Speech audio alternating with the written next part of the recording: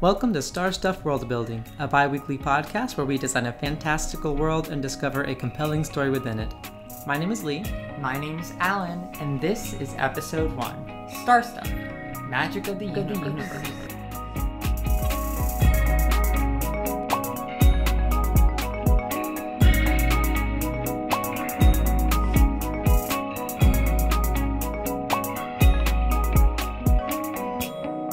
Welcome! Yay! Hello! Welcome to episode 1 of our podcast. It's gonna be awesome. Yes, this is going to be a great new adventure. So before we get started, we're going to go ahead and introduce ourselves, and I think Alan should start. Okay, well, I'm Alan. I'm currently pursuing my master's in social work. I got my bachelor's in psychology and drama. I love theater, I love performance, and I love the human mind and its many mysteries. But I especially love creating things. I am also in a loving relationship with my boyfriend Lee, who just so happens to be the other host of this podcast. So, your turn. Yes, how disgusting is it that as boyfriends we are co-hosts? I think, or is it disgusting or beautiful? I guess you guys can tell us. So, my name is Lee. I have a degree in theater, and I love doing basically anything creative. So that is, singing, dancing, acting, art, whatever it may be, and especially world building and writing, which is why we decided to do this together, because our skills really mesh well enough to basically be able to do most of this on our own, which is really exciting. We will also be doing YouTube videos from time to time with just extra bonus things. And then on top of all that, we're going to be bringing guests on. Yes, because as experienced as we are in life, we don't know everything. So we wanted to reach out to people who might be able to give us ideas and contribute different viewpoints that neither of us would have ever considered. You know what the podcast is about now, so let's talk about the actual idea of the podcast. What is StarStuff? Exactly. I think this kind of started with your idea, so do you want to go into that first? Yeah, sure. So I've basically had this concept floating around in my head for a very long time. It's been many different iterations of things I've wanted to do. I've at one point attempted to make a game out of this. I tried to make stories out of this. I tried to just do art, and none of it, I wasn't able to continue it by myself for long enough. But the basic concept and premise is that there's this stuff called StarStuff. It falls from meteors that come from the origin of the universe and land on this planet, and basically that stuff is magic. So that's the main thing, and then the other thing is the aesthetic part of it, which is I've always just seen it as being this, what I'm calling temple punk, kind of inspired by ancient civilizations, and also inspired by Mesoamerican civilizations. And that's part of your heritage too, right? Yeah, because we can talk about that a lot more later, but I have some Latino Mexican heritage in me. I don't know how to say that. You are Mexican? I am Mexican. And Alan is also Latino, so we want to explore our heritage a little bit with this. Exactly. And so when Lee came up with this idea and pitched it to me, I was like, well, I can't just let them come up with everything. I need to get my foot in there. And the idea I came up with was I wanted to do something kind of in an archipelago. I wanted something with many diverse islands exploring themes of different kinds of happiness, what it means to be happy, ideas of, is this person's happiness okay if it doesn't look the same as yours, etc., etc. But I love islands. My family is Dominican, so I love some plantains, some coconuts. Do you like plantains? No, I don't, but I thought it would sound good for the podcast. Also, have one more question. Did you say etc.? etc. I'm pretty sure I said that right. And if I did not, we will be cutting that out of the podcast. No. But basically, we kind of connected our ideas together. And we figured the star stuff and the islands. We kind of decided to set this on an Earth that's not our Earth, where the star stuff causes these land masses to float. So there are these floating islands. Yes, floating islands, a thing of everyone's favorite fantasy element ever. And so that's how we got started with StarStuff Worldbuilding. Yay! So here we are at the very beginning. Like we said, we're very excited to start this adventure. Do you think we should go ahead and delve into the magic? Yeah, I think a very important part of this world is the magic, especially the star stuff magic and the ideas we've come up for it, because I think that's going to influence every other part of like civilization, flora, fauna, culture, technology, literally everything, etc., etc. Oh my god, etc. So let's start with explaining what star stuff is. Yeah. Okay. So like I said, it's basically like it comes in the form of meteors from the origin of the universe. And inside of those meteors is like what we call star stuff. And what do you mean when you say origin of the universe? So it's like the very beginning of where everything was created. Think like the Big Bang. Now, no one actually knows what that is or where that is or whatever, but in our universe, we know that it is the star stuff. That's what we're saying. Everything. Got you. Everything is star stuff. This is the most concentrated form of the smallest particle of everything. Before our story takes place, these meteors landed on the planet and they kind of just embedded themselves into the Earth. Later, whenever our story is actually taking place, the meteors will go into the Earth's atmosphere and basically dissolve immediately, and the star stuff that's inside of them is released and basically creates this like storm of like rainbow glitter star stuff. So like a gay blizzard or like a gay sandstorm? Oh yes, absolutely. Gay storm. Good. I wanted this to be a very gay podcast and I'm quite pleased so far. Very queer. So if I'm understanding this correctly, basically there were a series of meteors that hit the world before the story started. Right. That like have embedded themselves in like different continents or different parts of the world. Mm-hmm. And then now when the meteor falls, is it just one meteor? Is it like meteor showers? Meteor showers, and they happen like precipitation. So not necessarily on a schedule, but something that could be predicted, I think, and something that happens fairly often. So this is like these star storms are like, obviously we're not going into the culture, but this is like a form of like, oh, better bring my umbrella. Like it's raining, better bring my umbrella. It's storming stars outside. I would say they probably are going to have more cultural significance than a normal type of storm. Of course, we're not going into the cultures, but I think it's going to be very interesting when we get to that point to think of how they view that in terms of their belief system. Exactly. So let's go ahead and talk about the first part of the meteors, what happened before our current story. So you have these star showers, right? So my idea is, what if, because the first meteors, they didn't dissolve in the air. They just hit the ground and, made a mess, like with the dinosaurs. Mass extinction.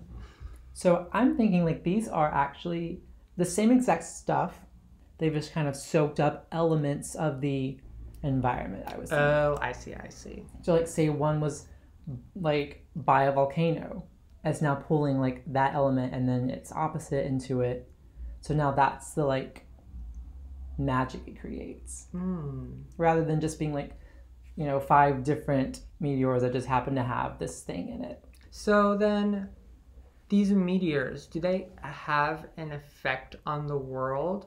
Or are we thinking that these star storms are what gave these meteors the effect? Like, were these islands always floating after those initial meteors landed?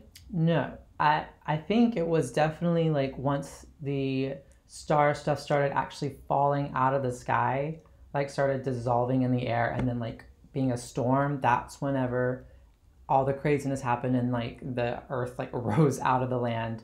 The land rose out of the earth. So the land has risen from the earth. These meteors do more than just that, right? Right. So there's a lot more, I guess, than meets the eye with them. They are what I see as kind of like living almost. So each meteor is like basically has veins, both literally and figuratively, like in a human form and like a material form. I'm not explaining this very well. So you mean vein? I assume the two forms of vein you are meaning is like veins as in the blood veins, but then also veins as in like you find a vein of gold or Right, a vein exactly. of silver or a vein of gold. So basically like those deposits, whatever the material is that they've become over the millennia, have spread out across these like different areas and are like these just veins just running all over the continent. Oh, that's really interesting actually. And so then this magic, are people able to use it? Is there a way to harvest this magic? Yes. So like at the very ends, it may not be at the very ends, just like along the veins, there is a deposit that forms. And that deposit kind of like tries to get its way to the top. And as soon as it gets to the top of the ground, as soon as it starts to oxidize, as soon as it touches air, it starts to crystallize. Basically, wherever these deposits are that meets the air, there will be just like these huge, maybe not huge, but just growths of crystal. Thinking from like a harvesting using version, what happens if you disconnect this crystal from its vein? Does it still have its power? Yeah, so it would still do exactly what it would do. And I would say like probably the smaller it is, the less that it can do, I guess. The less magic it has, or is capable of holding rather. But and I would say you could probably get rid of the entire crystal and it'd still be fine, as long as you don't mine out the actual vein itself. These magics that the veins produce isn't just like one magic. It's almost like two opposite magics that both work in tandem with each other. Yeah. So like going with that human body analogy, we have veins in our body, but we also have arteries.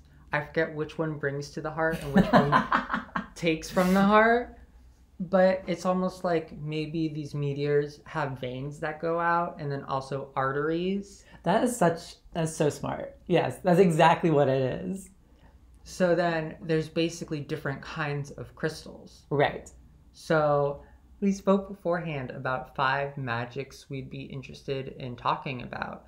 Basically, with these 5 magics, principles, elements, whatever we call them, we split them in half and each chose 2 magics that we wanted to talk about. Mm-hmm. For the 5th leftover one, we have a little something extra planned. Something. A little something.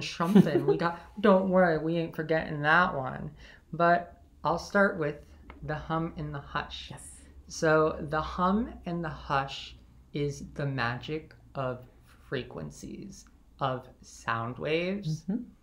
And I think I'm going to start, before even telling you what these stones do, or these crystals, I want to tell you like what the crystals that form look like. Yes. So I imagine like upon first glance, the crystals are going to look pretty similar between the hum and the hush. Mm-hmm.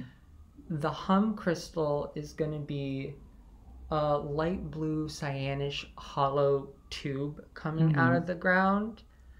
And the hush one is also not a tube because it's filled. So a cylinder coming out of the ground. Mm-hmm. They both look very similar. Like think of it as like a pipe organ, like in a church. There's like little things. They're clustered different heights, like coming out of the ground basically. Right. Okay. So like the hum is more like an actual pipe, like hollow in the middle, but looks like a pipe. Exactly. Like any sort of pipe. And then the hush is like just a bar. Yes, exactly like that. And I have the idea that if you were to hum at either of them, they would slightly change color. So something that really interested me when looking into sound waves and frequencies is the light spectrum and how higher frequencies change the color you see something. And there's this thing called infrared and this thing called ultraviolet, where they're on the spectrum, but it's not something that we can actually visibly see. Right. And so I figured for the hum, when you hum at it or make noise vibration at it, it's ultraviolet, and it just glows this color that's purplish, or purple is the closest word. And I imagine it as like little waves through the pipes, like little squiggles and stuff. Squiggles, little worms. Yeah, little wormy worms. And then the silence one, when you use your frequency or vibration towards it, it glows this reddish color, but it's not red. It's the color of infrared. So it's just the closest that we can see. Exactly. Okay. So from far away, if they're not reacting to sound, they're almost indistinguishable from each other. And something we talked about is like, what happens if you combine these two materials that almost seem like opposite of each other? Right. And we had a couple ideas floating around there, and I don't think we completely decided on one idea, but I think what we're leaning towards the most right now is doing kind of like a third thing that's very similar, but not quite the middle necessarily, but something that's in the same vein. Yeah, so what I thought of, like when you combine the hum and the hush, something like the tune or the harmony, I think this is probably like a good opportunity actually to talk about what I think hum and hush magic actually does. Yeah. So do you have a preference? Would you like to hear hum first or hush first? Let's start with hum first. So for the hum, I imagine when you're holding one of these pipes or one of these tubes, it like emits multiple frequencies like into your body. Multiple frequencies? Yeah. Like all at once? Like kind of like a high pitch frequency. And I think one of the dangers of this is that it's painful. Like a dog whistle where it like hurts the ears, or like if you hear that like sound, like that's like a tinnitus type sound thing. And I think that the benefit of using this though is that the sound waves kind of increase your capability to think and like process information. Like it's almost like unlocking a part of your brain. Interesting. The pineal gland. Yes, exactly. And something we actually haven't mentioned yet is, since these star storms are like a consistent thing, maybe these materials act differently during active star storms. Or just depending on how much star stuff has been like accumulated in it. Yeah. So something I was thinking of is like the charged form of the hum. It puts you in so much pain that you cannot move. What if it just like disables like your body? Exactly. Like it just hurts that much, but you're in like a state where you're like able to like you're kind of like trapped in your mind for a little bit. Exactly. That's like you have superhuman intelligence, but you also physically can't move your body. You can't even move your lips to vocalize your thoughts. Sounds like a very painful experience. Exactly. It's a painful experience, but I'm sure, thinking of today, I'm sure there are people who would go through that experience just so that they could have information once they let go of it. And this is, I guess this goes for all of the magic. Does it only affect you if you're holding it, or does it affect an area? I think the crystals and the veins affect the world around them. It's just different to be actually touching it than to be in the area. Gotcha. Yes, it can still be painful, but you can't use the magic yourself if you're not touching it, is what I mean. Cool. Well, that's great. Do you want to go ahead and talk about hush a little bit? Yeah, I would love to. The hush, instead of emitting a frequency, it absorbs frequencies. So if you were to speak directly into the hush, it would be like...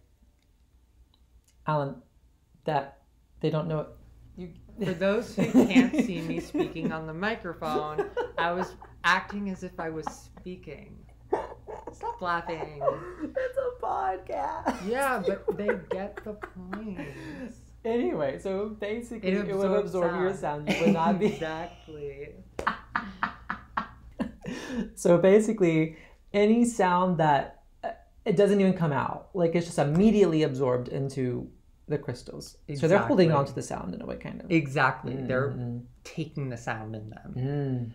And in a way, it's interconnected with the hum, because the hum is emitting sounds. And it has to get those sounds from somewhere. You know, this is funny because we've had this idea, but I'm only just now processing like what that means and how like the intermediate, like the big one, is like an actual heart.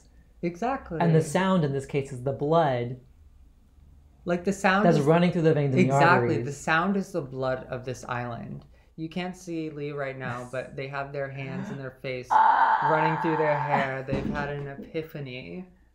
Anyways, so let's continue talking about the hush. I think the drawback of the hush is that when you're holding this, you can't think because you can't even hear your own thoughts. Oh my. And the advantage of using this, though, is that when you hold it, you can't feel pain. Like it numbs you. It numbs your whole body. Exactly. Ooh. So like you can still be injured. You can still die, but you won't be feeling pain. Like I imagine this like in the real world, Earth, like in a hospital, you might hold on to the hush while you're going through a procedure so that you won't have to suffer through it. But the charged form, I imagine maybe you go deaf if you're holding it. You lose your ability to think, but it also heals your body. Whereas uncharged, it makes you not feel pain. The charged form actually can heal. I don't know how we're going to go about the healing portion, because I don't know if we haven't mentioned this part yet, but we want this magic to not feel like magic. We want it to feel like they're forces of the universe. Like they're very scientific for these cultures, most likely. But we don't want it to be like, oh my gosh, this is magic that we found and we're just using it. You know what I mean? Like, but yeah. So we'll figure out a way that makes the healing kind of like work with the idea we have there. But I like that idea. I think that's really cool. And so my thought for when you combine the two materials is that you can combine them to emit specific frequencies.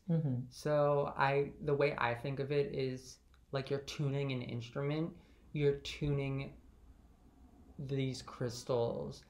Like I imagine you could use it to actually make instruments or something. I think that's really exciting. I like that. Yeah, so that's the hum and the hush. Yay, 1 down. Yes, 1 down, 4 to go.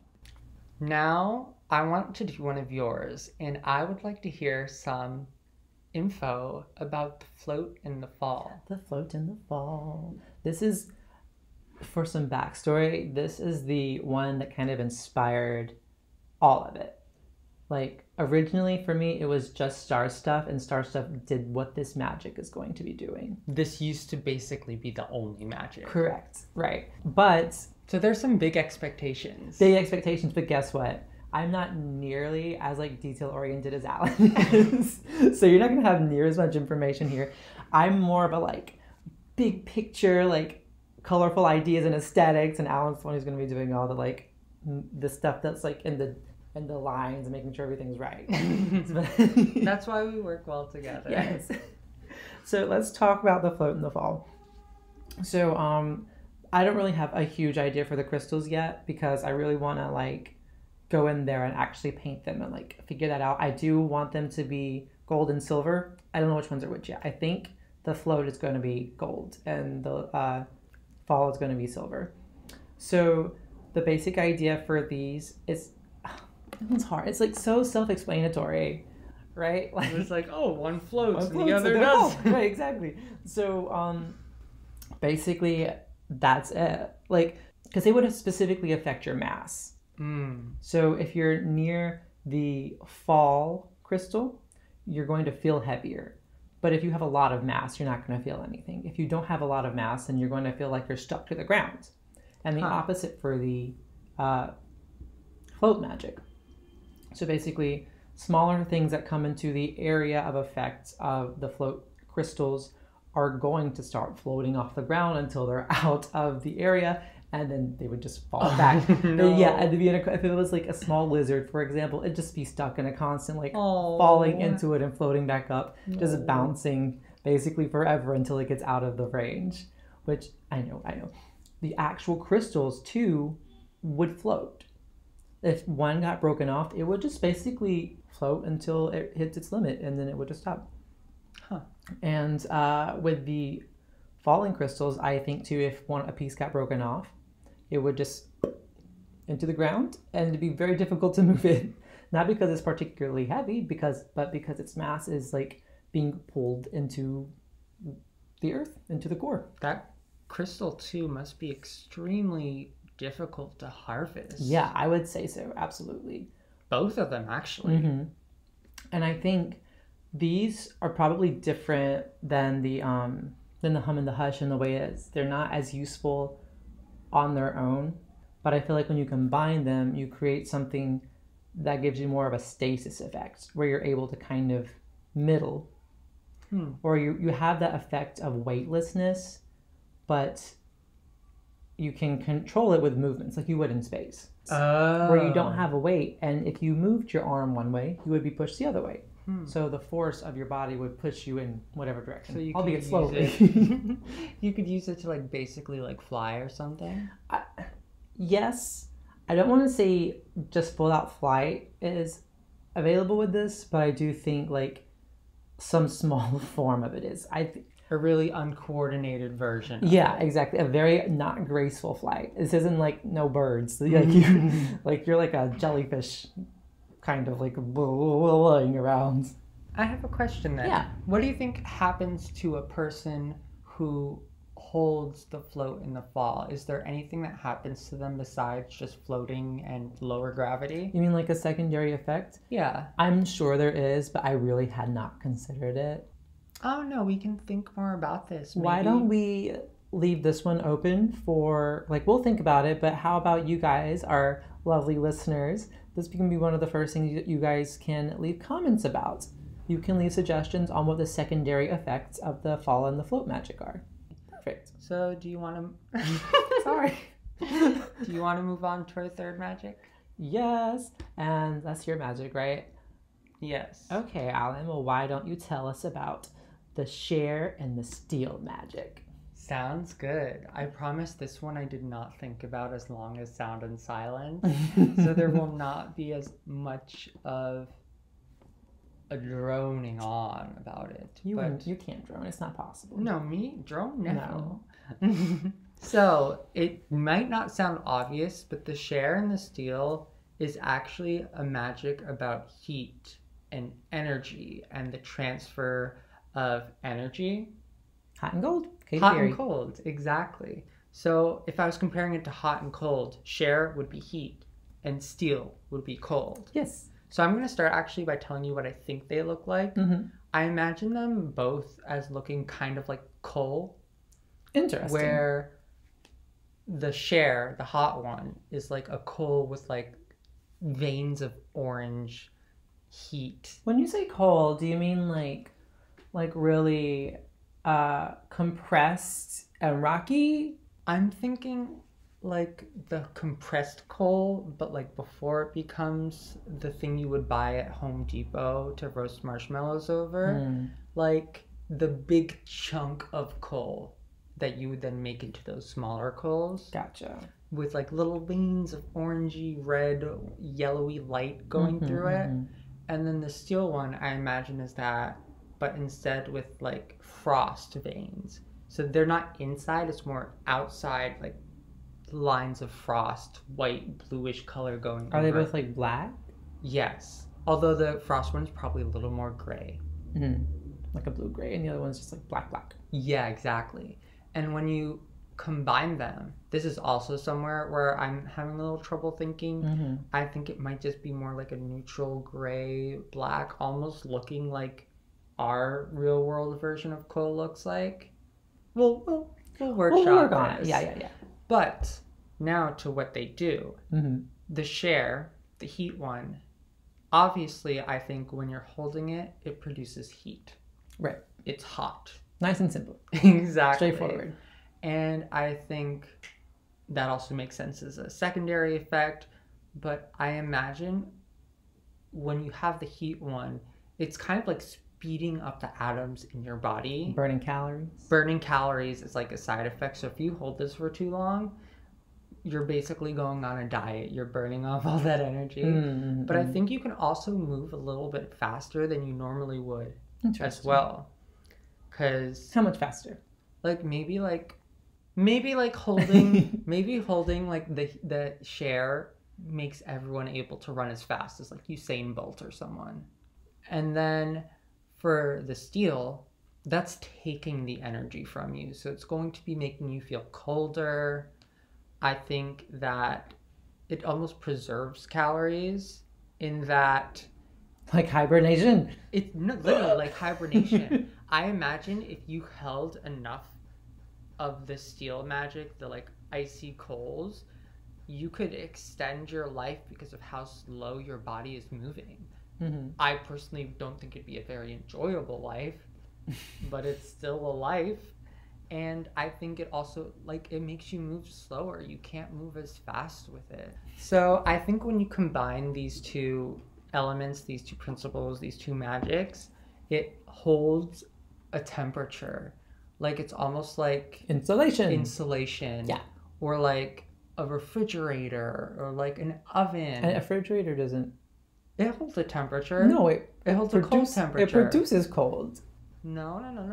Yeah. You set your freezer to like 0 degrees. And it constantly brings out that... Because it's taking energy. Okay, you know what? I want you guys to tell us which one of us is right there, because I honestly have no idea. You're probably right. Yes, please send us a message explaining that I was right. Someone explain the science of refrigerators. Please. That's this whole podcast was just our way of learning about how refrigerators work. But the idea between the middle version or the alloy, I guess, is that it's an insulator. Exactly. It just holds on the temperature. Exactly. Okay. So that's my share in steel. Now let's move on to the last one you did on your own. Yes. Which I believe is the magic of cast and cloak. So cast and cloak is a really cool magic. I'm really excited about it. So this one, it revolves around the idea of light and the projection of light, the reflection of light, and just all of those lovely things that go with that. The first one is cast. Cast is the kind of the giving portion of this duo. It, from one side, let me first explain what the crystals look like, because that's very important. So the crystals are multifaceted. On one side, they pull in an image, a reflection basically, but you don't see that image. But on the other side, that image is pushed out into the world. So it's basically like a big projector that just kind of is an all-in-one projector. Okay. Yeah. So it can take any image, and I'm not sure if it does the full color image, if it's high def. Whether it's like the Star Wars, Star Trek blue line image, or like... No, like, because like totally, I completely seeing it being like a form of like hologram. Like, and the people who are in this area are completely using it as like their main form of communication. Which is super exciting to me. Now, we've talked about secondary effects already. What cast like secondary effect is if you're like holding it, things like sources of light, like torches. Well, they probably wouldn't be using torches. I don't know what they'd be using. Forms of light are going to be so bright that it's going to cause them physical pain. Like, it's going to just burn to look at light. Like, kind of like if you're staring into the sun. It's like just staring into the sun. Exactly. But to balance that out, that's also going to give them better vision, which I guess, because you have better vision, it makes the lights brighter. Like, so it's you're more sensitive to what you see almost. Exactly. Okay. Yeah, for sure.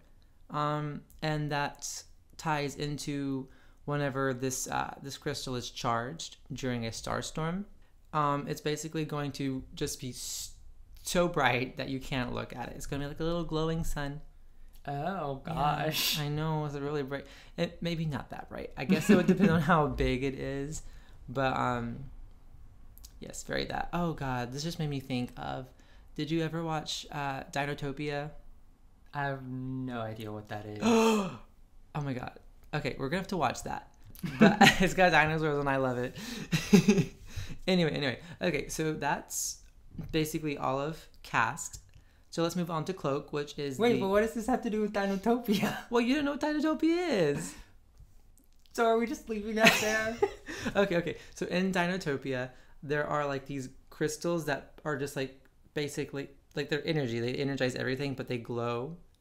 And like you can tell like how powerful they are by how much they glow. Okay. Yeah. So you think like maybe in this, if a crystal is more powerful, it glows more, like during the star storms or something? Well, I mean, that's kind of how all of them work. Like they just like that's its main thing that it does. So they're That's all like gonna its form of power. Right. Gotcha. So all of them like the Sharon Steel, whenever it's like fully charged, it's hot, and it's the same thing here. So now I'm interested to hear then. I think based on the name Cloak, I have an idea of what it might be, but why don't you tell us? I wonder if it's that obvious. So Cloak is obviously the opposite to Cast. The crystal itself is almost obsidian-like. Mm-hmm. It's like a very sleek, like dark crystal, black basically, and it pulls in those images, not just like the images of things around you, but all light is being absorbed into this crystal. Is it an invisibility thing, or is it taking like the brightness or light from you? Well, kind of both, because how do we see with light? So it's almost like invisibility through blindness?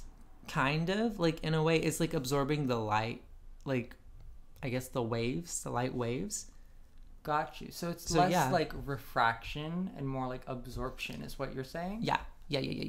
Okay. And does it have any like secondary effects? Yeah. So this one's a little bit more on the dark side. So if you are in the like area of, if you're holding or touching this crystal, you're not going to be able to see. Like it basically takes away your sight. So the exact opposite of what Cast would do. But on the other hand, it lets you see sources of light. So literally the exact opposite of what the other one does. Oh. So you can't see anything else except things that are giving off light. Which I know that's going to get a little complicated because technically everything is light and everything is reflecting light, and that's what...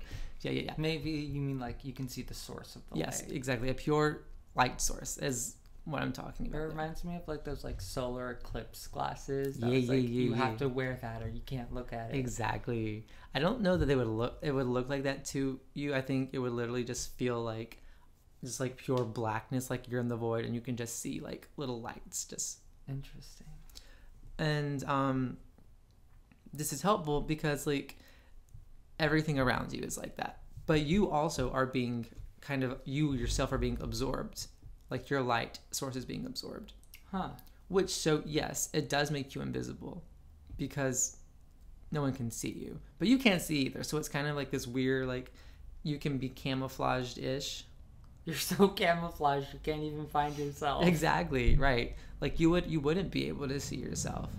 This one I think is definitely one of the ones that interests me the most out of the things we've talked about, because it feels almost like not sinister, but like I feel like it just feels so like creepy. Exactly. And I love my creepy stuff. I know you. Yeah, but it's also kind of got that more magic-y feel, which I think everything else does, but everything else feels a little bit more practical and down to earth. And this one's like, oh, that's something different. Mm-hmm. So I really like this one. It feels a little unique in that aspect.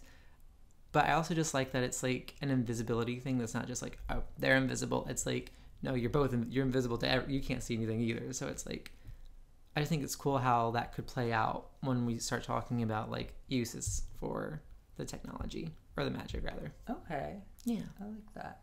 And do you have any ideas yet of how you think they combine together, or if they can? Like with all the other ones, the middle one is basically going to it's going to hold. So we have the give, the take, and the hold. So the middle one, I don't know what it'd be called yet. We don't have names for any of them. No, we don't have names for any of them. So what the middle one would do is it would do what Cloak does and take images, and then it would do what Cast does and reflect images, but it would reflect those images within itself. Okay, so this is a multifaceted crystal. Just for an example, think of like a classic diamond cut. Mm-hmm. That flat side that's on the ground is pulling in the image of the ground, like the soil beneath it. Every other like thing on the outside, every other face is going to have that same image. So it's going to look like a weirdly like shaped mound of dirt.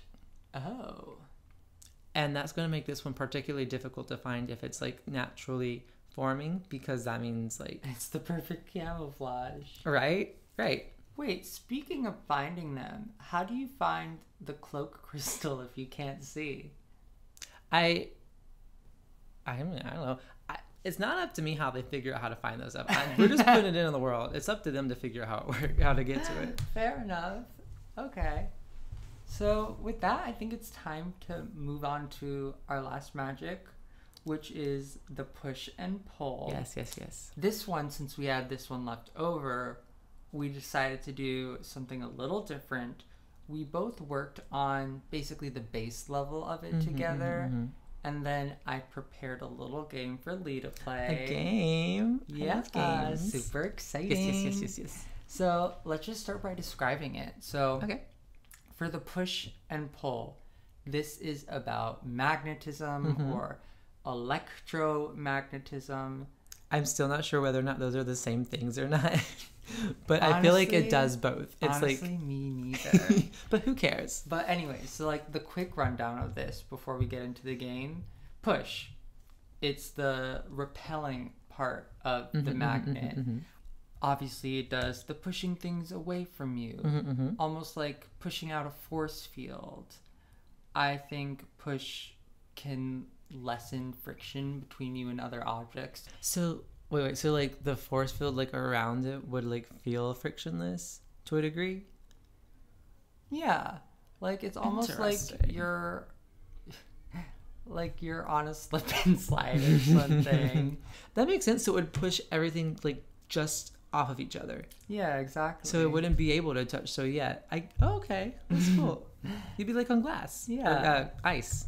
And then I think like an extreme version of this during a star storm would be like it literally like pushes the atoms of what it's touching away from each other. But that might be too cray. Okay, so the only thing I have about that is that kind of sounds like an atom bomb, right? Maybe it is. So maybe we find something a little less deadly that wouldn't destroy all of humanity. We'll table this for now. We'll decide eventually. If you guys like an atom bomb present in StarStuff. Wait, why gotta be an atom bomb? Why can't it be an Eve bomb? Why not a Steve bomb? Steve bomb. Yes, Steve bomb. Steve bomb. Anyways. And this one, I imagine, like, do you know, like, how, like, when you have, like, iron filings on a magnet, like, kind of, like, pulls them? Yeah. Like, Probopast, its little mustachy. You mean, like, the Etch-a-Sketches? Yes, like that. Like, pushing out, like, in, like, a crystalline formation. Yes. I think that would be super cool. And then the pull one, I imagine it almost is like a clump together because it's so stuck to itself. So it's, like, really compact. And, And then, so, for, like, the pull stone magic, whatever, principal element, yada yada, it pulls things towards you. I think it pulls currents towards you. Like it could pull electricity towards you. Interesting. Like a lightning rod? Almost, yeah. And then I think for the pull one, I think maybe it creates more friction with you because like everything is trying to touch and be a part of you. Oh, so it's kind of got some similarities to the fall magic too. Yeah. Like in a different way, but almost like fall is down and pull is like inwards. If that makes sense. And then I think like during a star storm, maybe like you get permanently stuck or welded to something. Oh goodness. Or if more than one thing is like touching it, it gets stuck together, something like that. But let's move on to the main course, which is the game. Oh, I'm so excited. I have no idea what this is, and I love surprises and I love games, so I'm very, very excited about it. So I got my little D&D dice here. I am going to give you 4 dice. Okay. You're going to roll these dice, and based off of how you roll, you will be coming up with a technology or some invention. On the spot? Yes, with this push-pull magic. Okay. There's no pressure though, because it doesn't have to be in the final product of whatever we do. I just thought it would be like a fun way to like kind of get the juices flowing on like thinking about practical uses for the magic. Okay, yeah, sounds yummy. So a D10 to decide what industry this is a part of. Okay. We're giving you a D8 to decide whether this is considered legal. Oh, interesting. We're giving you a D4 to decide whether this is using push or pull magic. Okay. And then I'm giving you a D10 to see if it incorporates any of the other magics we talked about today. Oh, okay. So, give a nice roll. Are you ready? Yeah. No pressure.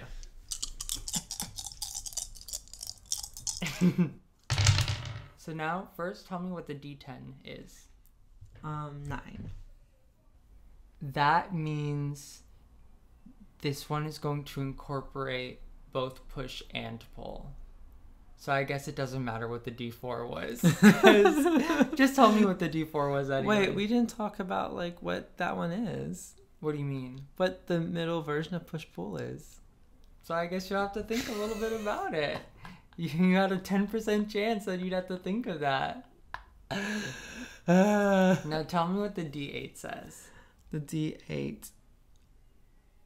Oh, it's 8. I was so confused. I was like, Education. Education.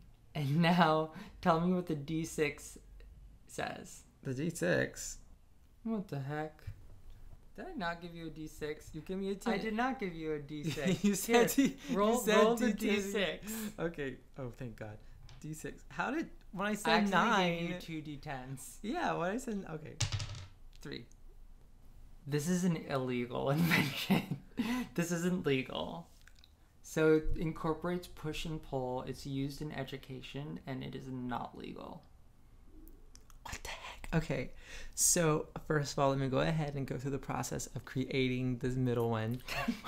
Sorry to put you on the spot. I was like, I'll put it, but I doubt that's going to be the one that's chosen. Great. Okay, so it's obviously it has to hold whatever, like, it has to hold magnetism. It's an illegal education, something people can't know about because it must have something to do with the way power is formed and created. So I'm going to say that that they use this to find valuable things. You can use it. I'm going to say it's education because you have to learn how to use it. It's very difficult to learn. Okay, I've got it. So the technology itself is fine because it's like a regular thing. It's like something that can kind of detect things because of the way it pushes and pulls on things, which is what people use this for, like everything. But the learning about how to use it to find specific things, aka something very valuable, like whatever we consider currency in this world, or being able, like, from other people, because then you could find people, you could steal their valuables, stuff like that. I think that's what it is. So kind of like a black market metal detector? Yeah. The reason it's illegal to learn about how to use it in this one specific way, maybe it's something different. Maybe it's not even, what if it's not like currency, but like crests, like the family, like, oh gosh, that's hard because we haven't gone into culture at all. But okay, it's something valuable that only a few people can have, and those people made it illegal to learn about how to find it. Interesting. Because it's how they have their power. So it's almost like the education is the illegal part of it. Right. Because you're not supposed to know. Because it's something like everyone has access to, but no one knows how to use it. One person figured it out just by pure chance, and then they made it illegal to learn about it. So maybe it's quote unquote illegal, but like culturally illegal to talk about it. Huh. Like a propaganda type of thing. Okay. I'm really interested in this. And this makes me excited to further delve into this, and also just to further delve into how these cultures interact with and view this magic. Yeah. But I think this is a good place to end the episode, Yeah. I guess. Thank you for joining us for this episode of StarStuff Worldbuilding. If you'd like to chat or send in a suggestion, you can find us on Twitter and Instagram at StarStuffCast or email us at starstuffworldbuilding@gmail.com. Please consider supporting our project by leaving a review or becoming a patron on Patreon, where you will gain access to a number of member perks such as joining our Discord server and other exclusive content. Our next episode will air in 2 weeks, so until then, friends, shoot for the stars. And show the world your magic. Bye. Mwah!